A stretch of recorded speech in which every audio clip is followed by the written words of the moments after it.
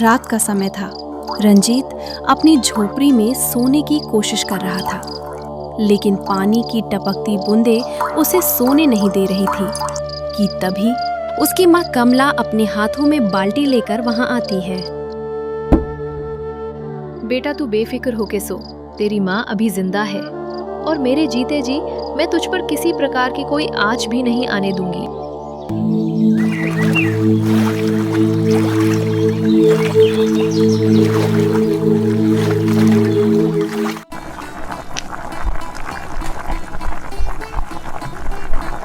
रंजीत, बेटा रंजीत उठ जा, तेरे विद्यालय का समय हो रहा है। रंजीत अपनी माँ की पुकार सुनकर उठ जाता है, लेकिन उसके चेहरे पर कभी न मिटने वाला एक दुख था कि भगवान ने उसे इतनी प्यार करने वाली माँ तो दी, लेकिन उससे उसके बाबा को छीन लिया। रंजीत की माँ कमला रंजीत को विद्यालय के लिए तैयार करती है और उसे उसके विद्यालय तक छोड़ने जाती है। रंजीत को उसके विद्यालय तक छोड़ने के बाद वो भी अपने काम पर निकल जाती है। कमला गांव के सबसे बड़े और नामी सेठ हीरालाल के यहाँ नौकरानी का काम किया करती थी। नमस्ते मालकिन। नमस्ते नमस्ते। जा फटाफट से अपने सारे काम निपटा ले, और हाँ, जाते वक्त अपनी इस महीने की तनख्वाह लेते जाना। जी मालकिन, मैं जाते वक्त अपनी इस महीने की तनख्वाह लेते जाऊंगी। कमला फटाफट अपने सारे काम खत्म करती है, जैसे खाना बनाना, घर की सफाई करना इत्यादि।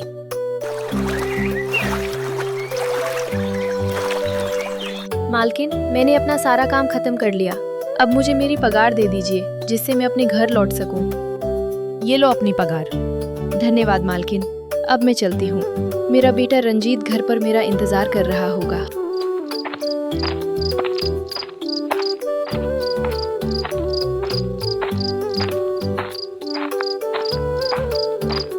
वो घर लौट ही रही थी कि तभी उसके रास्ते में एक साड़ी की दुकान पड़ती है, जहाँ काफी सुंदर सुंदर साड़ियाँ लगी थी, जिनमें से कुछ तो कमला को पसंद भी आ जाती है। वाह, कितनी सुंदर साड़ियाँ! काश मैं इन्हें खरीद सकती, लेकिन कोई नहीं। इन साड़ियों से जरूरी मेरे बेटे रंजीत का भविष्य है। और तो और, मुझे अभी इन पैसों से अपने बेटे रंजीत का स्कूल में दाखिला भी तो करवाना है, और उसकी किताबें, घर का राशन इत्यादि चीजें भी तो लेनी है। इसीलिए मैं इन पैसों को ऐसी फालतू चीजों पर व्यर्थ नहीं कर सकती।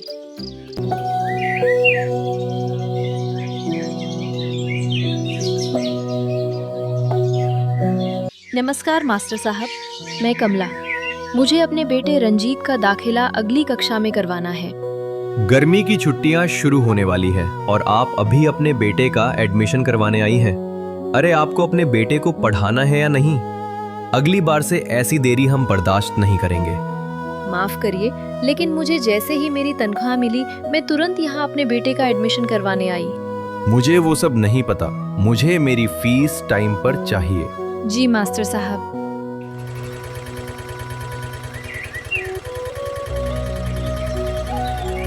माँ, मास्टर साहब ने हिंदी, अंग्रेजी और गणित की कॉपियाँ लाने को कहा है, और उन्होंने ये भी कहा है कि जो इन कॉपियों को ना लाया, उन्हें वो कक्षा से बाहर कर देंगे। बेटा तू चिंता ना कर, तू सिर्फ अपनी पढ़ाई पर ध्यान दे। मेरे रहते कोई तुझे कक्षा से नहीं निकालेगा। दादा, जैसा कि इसने कहा, आप एक हिंदी, अंग्रेजी और गणित की कॉपियाँ दे दीजिए, जिससे मेरा बेटा अपनी पढ़ाई सकुशल कर सके। जी, मुझे थोड़ा वक्त दे। मैं अभी आपके बेटे के लिए हिंदी, अंग्रेजी और गणित की कॉपियाँ निकाल देता हूँ। वह बुजुर्ग दुकानदार कमला के कहे अनुसार हिंदी, अंग्रेजी और गणित की कॉपियाँ झट से निकाल देता है, जिन्हें लेकर कमला अपने बेटे रंजीत के साथ घर की ओर चल देती है। रोजाना की तरह कमला अपने बेटे रंजीत को विद्यालय छोड़ने के बाद हीरालाल सेठ के यहाँ काम करने आई ही थी कि तभी वहाँ हीरालाल सेठ की पत्नी लीलावती आती है। कमला, तुम ये सब काम छोड़ो और तुरंत अस्पताल जाओ। तुम्हारा बेटा सुबह ही विद्यालय में चक्कर खाकर गिर गया, जिस कारण उसे पास के ही सरकारी अस्पताल में एडमिट कराया गया है। ये सब सुनकर कमला पर मानो जैसे पहाड़ टूट पड़ा हो। वो बिना देरी किए झट से अस्पताल पहुंचती है, जहां अपने बेटे को ऐसी दयनीय हालत में देखकर उसकी आंखों से आंसू आ जाते हैं। उसका तो जैसे पूरा संसार बिखर गया। डॉक्टर साहब, देखिए ना, मेरे बेटे को ये क्या हो गया? ये ठीक तो हो जाएगा ना? आप चिंता मत करिए, आपके बेटे को कुछ नहीं हुआ है। वो बस खून की कमी के कारण बेहोश हो गया है। तो आप लोग किस चीज का इंतजार कर रहे हैं? उसका इलाज शुरू करिए और उसे होश में लाइए। लेकिन उसमें एक समस्या है। आपके बेटे को बी पॉजिटिव ब्लड की जरूरत है, जो हमारे अस्पताल में उपस्थित नहीं है। कोई बात नहीं, आप मेरा ब्लड ले लीजिए। मेरा ब्लड भी बी पॉजिटिव है, लेकिन उसे जल्द से जल्द ठीक कर दीजिए। ये आप क्या कह रही है? आपके शरीर में तो खुद खून की कमी है और आप ब्लड डोनेट करने की बात कर रही है। ये आपके लिए हानिकारक हो सकता है। नहीं डॉक्टर साहब, मेरे बेटे की जान मेरी जान से ज्यादा कीमती है। आप पहले उसे बचाइए। अगर मुझे कुछ हो भी गया तो कोई परवाह नहीं, लेकिन उसे कुछ नहीं होना चाहिए। कमला बिना कुछ सोचे समझे अपना ब्लड अपने बेटे रंजीत को डोनेट कर देती है। आखिर थी तो वो भी एक माँ ही, और एक माँ के प्राण तो उसके बच्चे में ही बसते हैं। कुछ ही देर में उसके बेटे रंजीत को होश आ जाता है, जिसे देख कमला की जान में जान आती है। डॉक्टर के डिस्चार्ज करते ही कमला अपने बेटे रंजीत को घर ले आती है।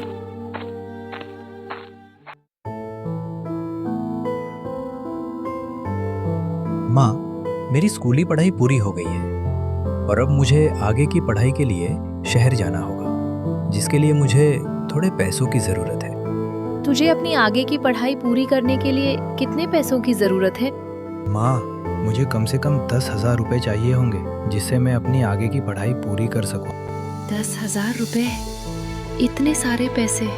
तो मुझे थोड़ा समय दे, मैं इन पैसों का कहीं ना कहीं से बंदोबस्त करती हूँ। मुझे इस विषय पर मालकिन से बात करनी चाहिए, शायद वह मेरी कुछ मदद कर दे।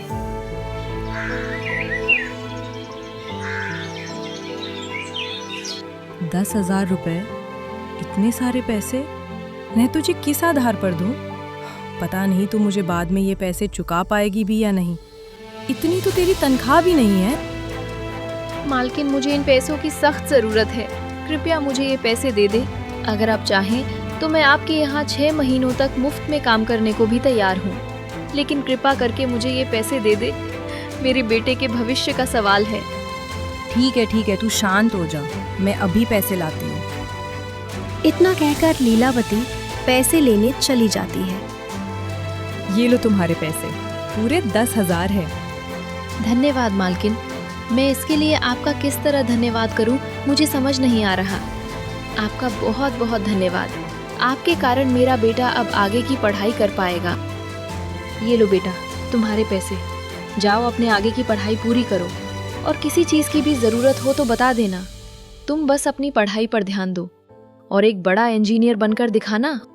धन्यवाद माँ, तेरे कारण मैं अपना इंजीनियर बनने का सपना पूरा कर पाऊंगा। धन्यवाद। अगले दिन ही रंजीत अपने आगे की पढ़ाई के लिए शहर निकल जाता है, जिसे छोड़ने उसकी माँ कमला बस स्टैंड तक आई थी।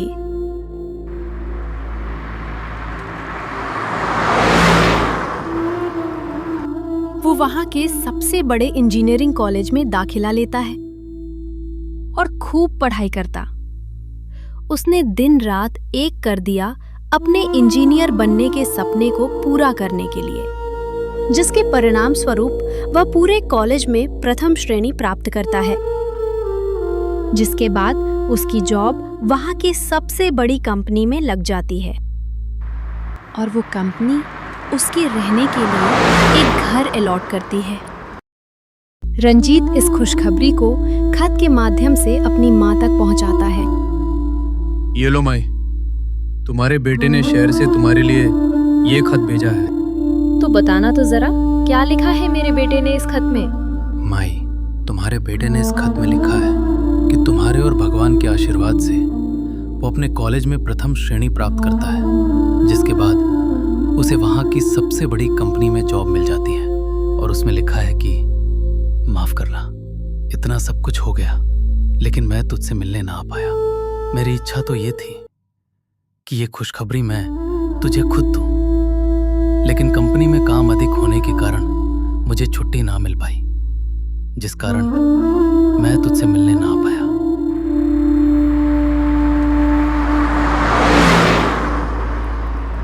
बेटा, मैंने तेरा खत पढ़ा और मुझे ये सुनकर बहुत खुशी हुई कि तूने अपनी कॉलेज में प्रथम श्रेणी प्राप्त की है और तेरी नौकरी वहाँ की सबसे बड़ी कंपनी में लग गई है। और हाँ, तू मुझसे ना मिल पाने के कारण निराश ना होना।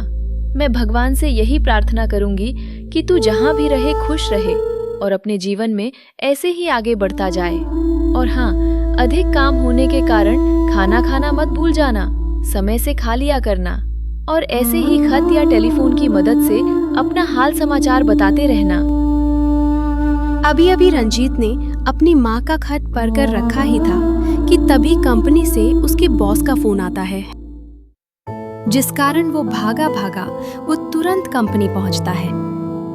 हाँ तो मिस्टर रंजीत, आप हमारी कंपनी के एक होनहार और भरोसेमंद एम्प्लॉय हैं। इसलिए हम आपको अपनी कंपनी का सबसे बड़ा और सबसे महत्वपूर्ण प्रोजेक्ट देते हैं। आपको ये प्रोजेक्ट अगले हफ्ते ही सबमिट करना है। मुझे पता है कि आपको इस प्रोजेक्ट को करने में कोई समस्या नहीं होगी और आप इस प्रोजेक्ट को अगले हफ्ते तक बखूबी पूरा कर लेंगे।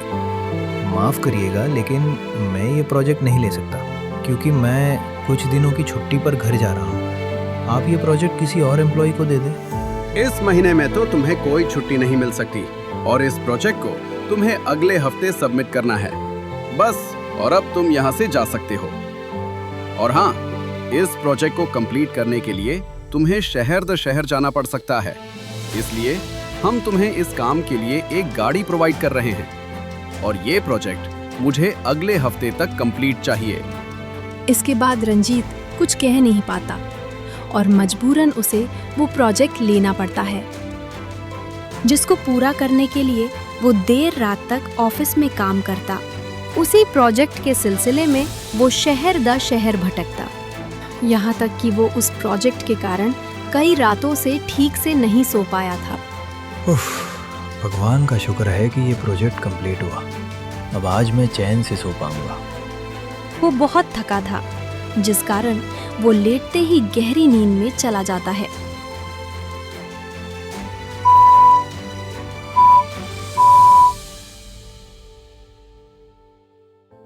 इनकी हालत जिस तरफ बिगड़ रही है, उस तरह हमारा इनको बचा पाना कठिन होता जा रहा है। अगर ऐसा ही चलता रहा तो हमारा इनको बचा पाना बहुत मुश्किल हो जाएगा। और तो और इस मुश्किल घड़ी में इनका कोई अपना भी तो इनके साथ नहीं है। माँ। जिसके अगले दिन ही रंजीत बिना किसी को कुछ बताए अपनी माँ से मिलने के लिए गांव निकल पड़ता है। कुछ ही घंटों का सफर तय करने के बाद वो अपने घर पहुंच जाता है, जहां पहुंचकर वो अपनी माँ को आवाज लगाता है। माँ, ओ माँ, कहाँ है तू? देख, तेरा बेटा रंजीत आया है, अब तो बाहर आ जा। उसे इस तरह आवाज लगाता देख वहां से गुजर रहा बुजुर्ग व्यक्ति उसके पास आता है। बेटा, तुम्हारी माँ यहाँ नहीं है, वो हॉस्पिटल में एडमिट है। पिछले काफी समय से तुमने उन्हें ना तो कॉल किया, ना ही कोई खत भेजा, ना ही उसका कॉल रिसीव किया, जिस कारण वो तुम्हें लेकर काफी चिंतित हो गई और तुम्हारी सुरक्षा के लिए उसने एक व्रत रखा, ये जानते हुए कि उसकी तबीयत पिछले काफी समय से खराब चल रही है। और इस व्रत में उसने पिछले कई दिनों से कुछ खाया पिया नहीं, जिस कारण उसे चक्कर आ गया, जो देख गांव वालों ने मिलकर उसे पास के ही अस्पताल में एडमिट करवाया। रंजीत उनसे बिना कुछ कहे पूछे झट से हॉस्पिटल पहुंचता है। वो अपनी माँ को इस तरह बेजान हॉस्पिटल के बेड पर देख डॉक्टर से कहता है कि यहाँ मेरी माँ की तबीयत खराब होती जा रही है और आप लोग खड़े होकर तमाशा देख रहे हैं। जाइए, जाकर उन्हें बचाइए। देखिए, आपके इस तरह पैनिक होने से कुछ नहीं होगा। हम जो कुछ कर सकते थे वो हमने करके देख लिया, लेकिन इनकी तबीयत में कोई सुधार नहीं आ रहा। हम अब इनको बचा पाने की सारी उम्मीदें हार रहे हैं। अब कोई चमत्कार ही इन्हें बचा सकता है। ये सुनकर रंजीत की आंखें भर आती है और वो रोता हुआ खुद को कोसने लगता है। आज मेरे ही कारण माँ अस्पताल में है। मैं बहुत बुरा बेटा हूँ। अगर मैंने माँ के भेजे उन खतों का जवाब दिया होता तो माँ कभी ये व्रत नहीं रखती और ना ही उन्हें कुछ होता। सब मेरे कारण हुआ है। माँ मुझे माफ कर दे और एक बार उठ जा। मैं तुझसे वादा करता हूँ माँ कि तुझे छोड़कर अब कभी नहीं जाऊंगा। मैं तेरे साथ ही रहूंगा माँ। अब तो उठ जा माँ। तू सच कह रहा है ना? मानो जैसे कि कोई चमत्कार हो गया हो। जिस कमला को बचाने में डॉक्टर भी हार रहे थे, वो कमला अपने बेटे को पास पाकर खुद ब खुद ठीक हो जाती है। ये कैसे संभव है? इन्हें बचा पाने की तो हम सारी उम्मीदें हार चुके थे, फिर ये कैसे बच सकती है? जब कोई सच्चे दिल से पुकारता है तो भगवान भी उसकी पुकार ठुकरा नहीं पाते। एक बेटे की उसकी माँ के लिए सच्ची पुकार को भगवान भी ठुकरा नहीं पाए और उन्होंने उसकी माँ के प्राणों को लौटा दिया। और वैसे भी एक माँ के प्राण तो उसके बच्चे में ही बसते हैं और जब उनका बेटा वापस आ गया तो प्राणों का वापस आना तो जाहिर सी बात है।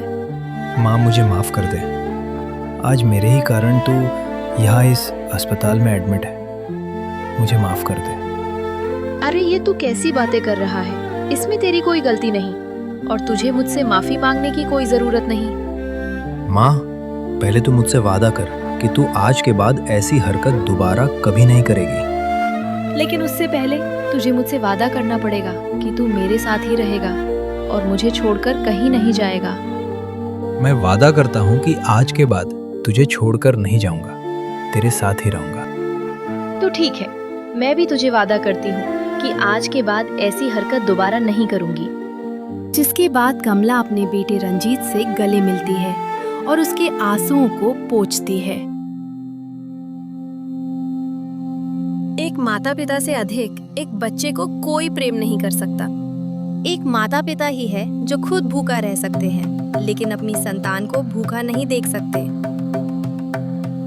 एक माता पिता ही है जो अपनी संतान के सपनों को पूरा करने के लिए अपने सपनों का भी त्याग कर देते हैं। एक माता पिता ही है जो अपनी संतान पर आने वाले हर संकट को हर लेते हैं। माता पिता की तुलना संसार में किसी से नहीं की जा सकती। माता पिता के त्याग व बलिदानों को भुलाया नहीं जा सकता। इसलिए हमें सदैव अपने माता पिता का आदर व सम्मान करना चाहिए।